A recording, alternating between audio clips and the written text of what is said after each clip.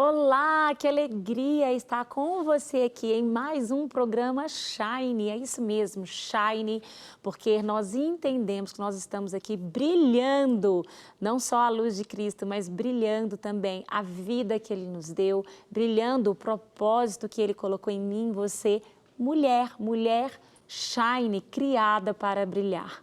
Olha só, hoje é um dia muito especial, como todos os nossos programas, mas eu não tenho dúvidas de que o Senhor tem uma palavra para você. Por isso, acompanhe esse programa até o final. E hoje nós estamos com uma querida aqui também da Rede Super. Você com certeza já viu ela em algum programa aqui na nossa telinha. A nossa querida Thalita Gabriela Dayer, jornalista e nossa irmã em Cristo, né, Thalita? Que bênção ter você aqui, viu? Seja bem-vinda. Pastora Isa, para mim é uma honra, é uma alegria. Celebro você, você brilha por onde você vai, tem brilhado neste programa e é uma alegria. Eu fiquei muito feliz quando eu recebi pela produção o seu convite, estou honrada em estar aqui hoje. Gente, é tão legal isso. Eu não sei, acho que há quantos anos, né, Thalita, mas teve um programa, né, que você estava fazendo aqui na Rede Super também, e ele falava muito sobre essa questão, né, de superar, de luta. Isso. E eu vim e compartilhei, você estava entrevistando e eu compartilhei sobre o falecimento da minha avó na época do Covid. Isso. E é assim, né, Deus vai movendo as peças, movendo as estações. Isso. E a gente vai uma fortalecendo a outra, uma contribuindo com a outra, uma contando testemunho para as outras, porque a vida é assim. Isso, né, muito de dinâmica. Estações.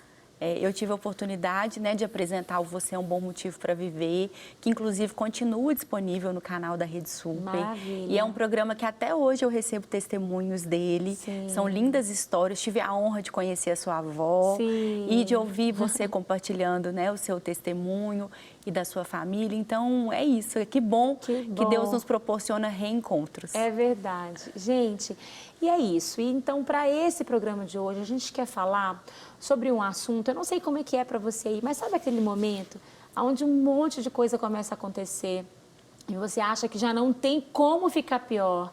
E aí, muitas vezes, a gente se vê naquele lugar assim, tá bom, tudo para mim é mais difícil. Tudo para mim é impossível. Por que que tudo para mim é assim? É por isso que o programa de hoje é uma pergunta para mim e para você. E quando tudo parece mais difícil? Não é só difícil, não, parece que é mais. Você está passando por uma luta e aí parece que vem a vitória. Às vezes você está começando a se recuperar. Aí vem uma outra notícia, aí vem uma outra situação. E a Thalita que está aqui, eu não sei o quanto você conhece da história da Thalita, mas a Thalita é essa mulher que carrega essa mensagem, não só de superação, mas uma mensagem de vida. Porque eu creio que às vezes, Thalita, quando a gente fala de superação, parece que a gente está falando só dos desafios. Mas quando eu olho para você, eu não vejo só os seus desafios, mas eu vejo vida. Amém. Eu vejo alegria. Amém. E é um pouco sobre isso que a gente quer falar e por isso que a gente está com você aqui. Amém. Porque eu não vejo você apenas superando desafios, mas eu vejo você vivendo a vida que Deus te deu como um presente, como um dom. E eu acredito que isso muda a ótica de tudo, né? É verdade. Que lindo isso que você falou, porque faz todo sentido para mim. Às vezes a gente recebe aquele título, né? Ah, você é muito guerreira e se apropria daquilo e vive em guerra. E eu acho que a vida não é isso, né? Ele é o caminho, ele é a verdade, ele é a vida e ele veio para que nós tenhamos vida e vida em abundância. Então isso é uma vida plena. É bom se acostumar com uma vida abundante, alegre, feliz, quando tá tudo bem. Porque senão a gente tende a, por conta dessas situações, a achar que não, eu tenho que estar sempre pronta para uma guerra, vai acontecer sempre um problema, vai acontecer sempre alguma coisa. Sempre armada, sempre né? armado, esperando a próxima guerra. Às vezes está vivendo um momento muito gostoso, muito bom, e nem celebra aquilo. Por quê? Porque está esperando já o próximo ataque, o próximo combate. E eu lembro que quando eu cheguei na minha família de fé, devidamente abençoada pelo pastor e querido pastor Márcio, eu lembro que o bispo e a bispa, quando eles me receberam, o bispo Carlos e a bispa Dani, eles viam nitidamente isso. Eu vestia só roupa militar e só roupa preta. Ou seja, eu estava pronta para 2 momentos muito desafiadores que representavam o que eu estava vivendo na época, que eram os lutos e as lutas. E graças a Deus eu floresci, né? Glória Deus a fez Deus. coisas novas, houve uma restauração de dentro para fora, houve uma cura. E eu entendi que eu não precisava ficar esperando o próximo problema, o próximo desafio. Tanto é que eu estava vivendo um momento muito legal, né? Que era a chegada da minha filha. Ela Sim. tinha um pouco menos de 1 ano, a Cleo tinha, quando eu descobri, né, recentemente, um câncer no olho esquerdo. E eu não estava esperando por isso. E é bom que a gente não esteja esperando Sim. por isso. E quando essa situação mais difícil chega, a gente também não precisa se sentir, olha, quando estava tudo bem, agora vem um problema desse tamanho, uma situação. Não, porque precisa haver no nosso coração a certeza de que todas as coisas cooperam juntamente para o nosso bem. Todas são todas. Quer seja passar por dificuldades, Sim. quer seja viver dias de alegria. E uma certeza nós temos, né, pastora, que no mundo nós teremos aflições, mas tem de bom ânimo, porque Ele venceu Sim. tudo. E isso é uma convicção para nós, para dias de qualquer forma. Dias difíceis, desafiadores e dias tranquilos. Olha, não tinha uma forma melhor da gente começar esse programa com essa reflexão aqui. Quero que você vá alimentando o seu coração com essas palavras que a gente está falando. E eu queria que a gente começasse, então, a entrar um pouquinho mais na história da Thalita. Vamos falar quem é a Thalita hoje? Quem é a Thalita hoje? Hoje é uma filha amada de Deus, convicta da minha paternidade, né, em Deus, apaixonada pela minha família, Amém. Viveu a restauração. Eu estou literalmente como quem sonha, porque eu vivi a restauração da minha família, da minha casa. Eu me casei com um marido amoroso, presente, viver tudo isso que nós estamos vivendo, construir a nossa família com a chegada hoje, agora, né, com um pouco mais de 1 ano, da nossa primogênita Cleo, que é uma pessoinha fantástica. Eu falo que os filhos, eles vêm do jeito que a gente precisa. Sim. E Deus, Ele foi muito gracioso conosco em nos dar a Cleo. Ela é, assim, muito especial.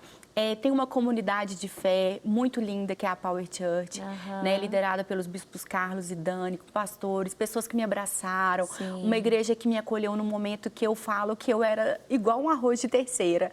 Estava toda quebrada. E eles me acolheram, me amaram, me limparam, né, como o pastor faz. E eu fui crescendo, né, em Deus, vivendo...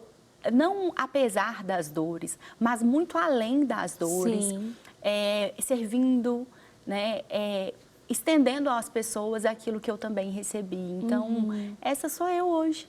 Sou eu hoje, uma mulher que tem a oportunidade, contrária à realidade natural, de ver uma vida maravilhosa que Deus nos possibilita viver o tempo todo nas coisas mais simples e cotidianas. Você está falando, né? Comentou aqui agora que você estava com a sua filhinha de 1 ano aproximadamente. Isso.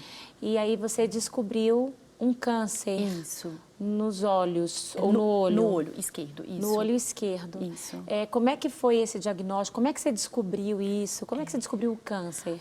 Olha para você ver o que é você honrar a comunhão. E eu honro muito a comunhão, isso é um chamado. A gente vive uma geração, né, pastora, que fala assim, eu sou crente, mas de online. Eu não preciso congregar, eu não preciso ter um pastor, eu não preciso me submeter a ninguém. Sim. E esse não é o caminho de Jesus para nós. E eu honro muito a comunhão, e eu estava em comunhão na minha família de fé. E um ministro estava nos conduzindo na adoração e ele espontaneamente compartilhou um testemunho muito rapidamente, falando que ele recebeu um diagnóstico na infância, de que aos 40 anos ele não estaria enxergando. E ele tem 41 e, para a glória de Deus, ele tem visão perfeita. Pastora, naquela hora, eu tinha certeza que o Senhor estava me falando para procurar um oftalmo. E eu confesso que eu relutei ainda nos primeiros momentos, eu queria um oftalmo, tipo esses de bairro, assim, que você vai rápido, só para trocar o grau e pronto. Você sempre usou Eu sempre óculos? usei astigmatismo baixo, miopia baixa, super tranquilo tudo. E naquele momento eu queria o mais rápido possível, porque aquela vida, né? Você entende melhor do que eu, né? com 4 crianças, né? Então, são 4 mesmo? São 4 mesmo. Porque pode ter mudado, né? Não mudou. E aí, com aquela coisa, eu queria o mais rápido e tal. E até isso, ele não permitiu, o Senhor não permitiu. Eu liguei no plano, embarquei a consulta e era para o outro dia. Uau. A consulta foi super rápido. A gente sabe como que às vezes demora essas coisas. E no outro dia tinha consulta e eu consultei. E o médico falou, não, seu exame está totalmente fora do padrão. Está muito estranho. Ele repetia várias vezes, fora do padrão, estranho, fora do padrão, estranho. E eu fiquei assim, foi tão engraçado que eu tinha tanta certeza que tinha algo que eu levei uma irmã da igreja comigo. Sim. E o meu marido virou e falou assim, estranho, você não é disso? Então, assim, eu já saio, resolvo. Mas naquele dia eu sabia que eu precisaria de alguém. E ele me encaminhou para fazer todos os exames e nós duas ali, ela com aquela cumplicidade feminina, não falou nada. Mas a gente entendeu que alguma coisa errada estava. E eu fui fazer todos os exames e logo na segunda-feira posterior a essa consulta veio a confirmação do diagnóstico de um melanoma de coroide no olho esquerdo. E é um tumor raro, que normalmente não acontece em mulheres, acontece em homens acima de 50 anos, pele clara e olho claro. Ou seja, eu não tenho nada que você olhe e fala. Não que não tenha outros episódios em mulher, mas é realmente mais raro do que o câncer já é. E assim foi o diagnóstico. E você não estava com sintoma nenhum? Estava com dor de cabeça? O sintoma que eu sentia era parecendo o que ainda se manteve depois de um tempo, que era tipo como se fossem uns insetinhos assim na frente da lente, mas eu achava que os meus óculos estivessem precisando trocar. Então eu achava que era uma coisa simples. E eu lembro que na época eu coloquei um demaquilante que ele não tinha óleo. Eu peguei um olhinho que eu tinha e coloquei junto. Aí eu falei assim, tem certeza que então é esse óleo que deu? Aí eu expliquei várias vezes para o médico, eu repetia para ele, não, doutor, eu usei um óleo, eu acho que... Ele, não, Thalita, não é, infelizmente. Eu gostaria de falar com você que é esse óleo, mas não foi. E não usem óleo também, gente, que não tem nada a ver com o demaquilante, mas foi aquilo, né? Aquela expectativa de, às vezes, ser uma coisa mais tranquila de ser. Mas, ao mesmo tempo, tem sido, Isa, tão leve, porque é aquilo que a palavra diz, né? O jugo dele é suave, o fardo dele é leve. A gente sabe que é um câncer, por histórias que a gente já ouviu, por realidades que a gente já viu algumas pessoas vivendo, mas ele tem trazido leveza, né? No meio do caos, ele tem trazido leveza, mostrado o cuidado dele, a possibilidade de fazer um tratamento. No primeiro momento, eu teria que fazer a retirada do olho e colocar uma prótese. Não tem problema nenhum se fosse esse o caminho, como eu te contei, eu até brinco, né, que é bíblico até, né, se o olho está fazendo mal, não é nesse contexto, obviamente, mas se está fazendo mal, é melhor que tire do que continuar fazendo mal, porque o importante é estar vivo e viver tudo que Deus tem nos proporcionado, mas Ele me deu uma outra possibilidade de tratamento que eu estou fazendo e ontem já tive boas notícias, né, que a expectativa médica era de que ele parasse de crescer e ele não só parou de crescer, como ele teve uma leve redução. Então, isso já é um milagre, né? Eu acredito muito, Thalita, assim, que eu tenho falado muito sobre isso, que a maior prova que a gente tem não é a prova das dificuldades que a gente enfrenta, mas que a maior prova que a gente vive é como lidar com as dificuldades que a gente enfrenta. Amém. Ou seja, a maior provação que você vai ter não é a dificuldade em si, mas é o que você vai decidir fazer com essa dificuldade. E isso é a prova mais importante que a gente carrega, porque essa sim define o seu dia de amanhã. Essa sim vai definir também como as pessoas ao seu redor vão processar, porque não tem como a gente se isolar do mundo, né? E achar que uma escolha, um sentimento, a forma como eu vou lidar, só eu que vou sentir. Porque tudo toca em todo mundo que está pertinho da gente. Então, quando a gente consegue parar diante de uma situação, seja uma situação a mais difícil que seja, e diante daquela situação, a gente lidar com a prova de, ok, como eu vou olhar para isso? De que lado eu vou escolher enxergar isso? Ou quais vão ser as consequências que eu vou tomar e eu vou decidir a partir disso? Então, eu acho muito forte quando você começa contando a sua história, e a gente está começando de trás para frente, aonde você poderia estar num momento talvez mais adoecida, vamos dizer assim, por consequências de fatos, mas você permanecer até conseguindo trazer uma leveza sobre o assunto, que não é só sobre fortalecer outras mulheres, mas é fortalecer você mesma, é fortalecer as pessoas que estão ao redor de você, né? Que de alguma forma também sentem, sofrem, têm inseguranças com tudo que você está vivendo. E aí, gente, se você não conhece a história da Thalita, então já que a gente começou de trás para frente, né, Thalita, você sofreu a perda da sua mãe, né? Isso. Na época do Covid, não foi? Se for cronologicamente, um breve resumo seria: eu vivi o divórcio dos meus pais na infância. Sim. E essa vulnerabilidade é marcada e acentuada ainda mais com o abuso na infância, porque eu comecei a trabalhar muito cedo e neste lugar que eu trabalhava, esse homem, infelizmente, ele não só abusou de mim, como de outras crianças, né, outros jovens ali. E a minha mãe viu no jornal o rosto dele e essa denúncia, porque uma das crianças teve essa graça de conseguir denunciar, e por conta dela ter visto ali, é que tudo foi descoberto, porque eu não sei realmente a que ponto essa situação chegaria, porque na época eu não consegui falar e pedir ajuda, e uma família, uma criança conseguiu, glória a Deus por isso, eu espero que todos estejam bem hoje. Aí depois passou, eu vivi muitas coisas, eu me converti e eu vivi, né, um divórcio, eu reproduzi o contexto que eu mais ia contra e questionava. E, infelizmente, eu vivi essa realidade também, faz parte da minha história. E depois, a perda da minha irmã, Vanessa, que foi a pessoa responsável por me levar de volta para a casa do pai, né? Foi essa pessoa que me acolheu. Eu lembro que eu vivendo toda essa situação de muito difícil, ela falava: a igreja é o melhor lugar para você estar. E assim eu ia, comecei a participar de todas as celebrações na minha igreja e conversando comigo no telefone, eu estava com a minha outra irmã no hospital, com uma pedrinha assim nos rins, ela conversando comigo, nunca mais ela me respondeu. Então, foi uma perda muito brusca, foi uma perda muito difícil. Sim. E isso me deu, desde então, essa força para viver realmente o tempo presente. Porque se formos parar para pensar, nós com todas as realidades que nós duas temos, você, sua família, eu, a minha, trabalho, ministério, tudo, a gente só tem esse momento aqui agora que a gente está conversando. A gente não tem o menor controle do que vai acontecer com a gente, nem com as outras pessoas que são muito importantes e caras para nós. Então, realmente, esse senso de presença, isso faz a gente estar nos lugares que nós deveríamos estar, isso faz com que a gente abra mão das coisas, dos sentimentos, das dores, que não fazem mais sentido para a gente. E aí, depois disso, em 2021, na onda de Covid, a minha mãe morreu, eu falo que com Covid, ela não morreu de Covid, porque ela já vinha de um cenário de muitos anos de doença mental, emocional. Então, isso juntou com a pandemia, juntou com o diagnóstico de Covid. E em menos de 24 horas, a minha mãe faleceu.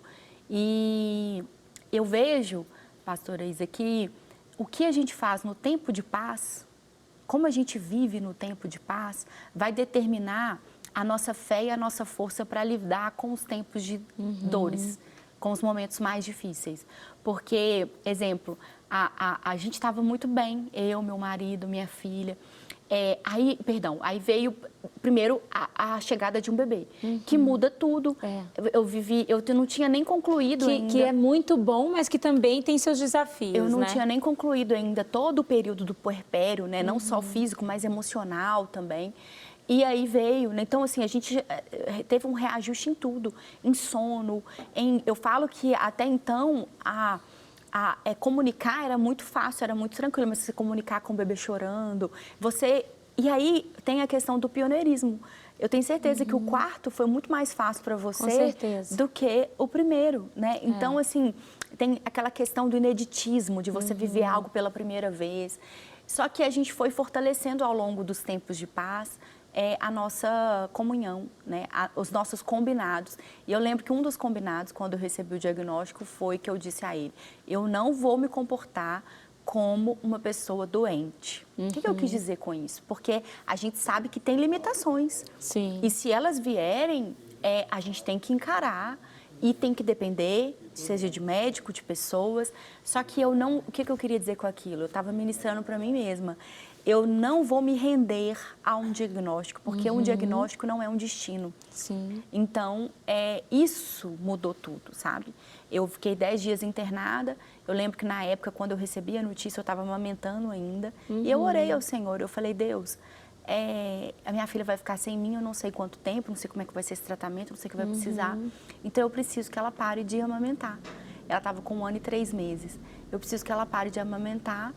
E eu não quero que esse processo seja difícil. E eu lembro que eu orei com ela e dei o peito para ela a última vez e para a honra e glória de Deus. Foi leve, foi suave, não foi penoso nem para mim, nem para ela. Ah, Thalita, é um passe de mágica, isso acontece com todo mundo. Não, eu quero que todo mundo busque em Deus a sua própria história para lidar com o difícil. Sabe? E para mim é isso, porque eu acredito que se eu ficasse, tirar o peito é difícil, não sei o quê, e tudo é difícil. E principalmente baseado na informação dos outros, porque como era a primeira vez que você passava, você nem saberia, né, de fato, como é. A maternidade, ela é muito difícil quando você vive para agradar os outros. Exatamente. Ou quando você vive na forma da outra, sabe? Então, assim, a maternidade, Deus me falou isso lavando as primeiras roupinhas da Cleo. A primeira vez que eu lavei as roupas dela, Ele falou comigo, filha, a maternidade para você vai ser muito difícil se não for para minha glória. E aí, toda vez que está difícil, eu falo, está errado, eu não estou fazendo algo para Deus. Senhor, o que eu preciso ajustar? Então, eu acho que é um pouco isso, sabe? Sim. Ai, gente, a gente poderia conversar sobre esse assunto, né? E à medida, assim, que você vai falando, a gente vai querendo saber mais e mais. Mas, Thalita, quando você, para a gente ir para o fim mesmo do programa, quando foi que você conseguiu virar uma chavinha, desde dos primeiros momentos de vida, das primeiras dificuldades até hoje, para você conseguir enxergar? Você falou aqui da sua irmã, de ter sido assim um aprendizado para você, bom, eu vou viver então intensamente o meu dia de hoje, mas no sentido de você realmente assim aprender a valorizar as vitórias, mas também valorizar as lutas, valorizar os momentos de paz, mas também valorizar os momentos de guerra e vivê-los assim, cada um, né, no seu momento. Quando foi que essa chave assim virou para você? Eu acho que todo mundo vai ter alguma situação na vida assim que marca, mas eu aprendi que o segredo está no nosso nome. Por isso que é tão importante quando você vai dar um nome para algo, seja para o filho ou seja para algo na sua vida. O que você está vivendo? Eu estou vivendo isso. Por quê? Porque quando você dá um nome, você dá um destino para aquela situação. E eu recebi através do meu nome um destino, que é Thalita, menina, e Gabriela, enviada de Deus. Uau. E minha mãe... Eu vivi 34 anos com a minha mãe até ela falecer e ela falava assim, minha filha, você não entende, você é especial, você tem uma estrela. E ela repetia isso a vida inteira. E eu só entendi o que ela queria dizer depois que eu tive a Cleo. Porque aí você entende o que uma mãe quer dizer quando ela vê o seu destino profético, quando ela olha nos seus olhos, quando ela te amamenta. Eu até me emociono com isso, porque realmente é muito especial. Então, eu vejo que na minha jornada de vida, é isso, realmente, realmente essa estrela, né, que brilha. Porque Deus se fez presente mesmo antes de eu reconhecê-lo como meu Senhor, o meu Salvador. E se todas nós pararmos para olhar para a nossa própria história, a gente vai poder reconhecer Deus nos melhores e nos piores momentos. É isso aí. Então, eu acho que é essa marca. E mais recente é olhar para tudo isso e falar, Deus é bom. E se tem algo ruim na minha vida, isso, por mais improvável que pareça, está cooperando para o meu bem, mas Deus continua sendo bom. Amém. Gente, glória a Deus, Thalita, por estar aqui com você. E aí a gente quer agora, assim, aproveitar, sugar os últimos minutinhos para conhecer um pouquinho mais de você. Então, é o nosso quiz, Tá bom? Olha só, um livro para Thalita. Então, eu como editora, eu poderia falar de todos os meus maravilhosos escritores, mas hoje eu vou honrar a história que Deus está escrevendo em mim. Que Então, bênção. hoje, o meu livro favorito é o livro que Deus está escrevendo na minha vida. Amém. É esse livro que hoje. Bom. Uma prioridade. Uma prioridade, Deus. Uma E qualidade. Uma qualidade e fé. Eu acho que eu sou uma mulher cheia de fé. Eu te cortei. O que você ia falar antes? Sobre Deus, porque Ele faz todas as outras prioridades, família, o reino. Ele ajusta os tempos, colocar todas né? as coisas. Então, Ele é essa prioridade. Uma qualidade que você falou. É fé. Eu sou uma mulher de fé. Um desafio. Um desafio não perder a fé. Amém. Me manter em fé. É. Uma cor. Azul, céu, mar. Delícia. É bom, né? Assim, dá uma tranquilidade, né? Uma comida. Carne moída com quiabo. É mesmo? Flavinho também ama quiabo, mas é com frango. Delícia. Pode ser também. Pode ser também. Um lugar. Minha casa. Uma pessoa. Jesus. Ele coloca todas as pessoas certas, né? A família, tudo. Jesus. Um versículo.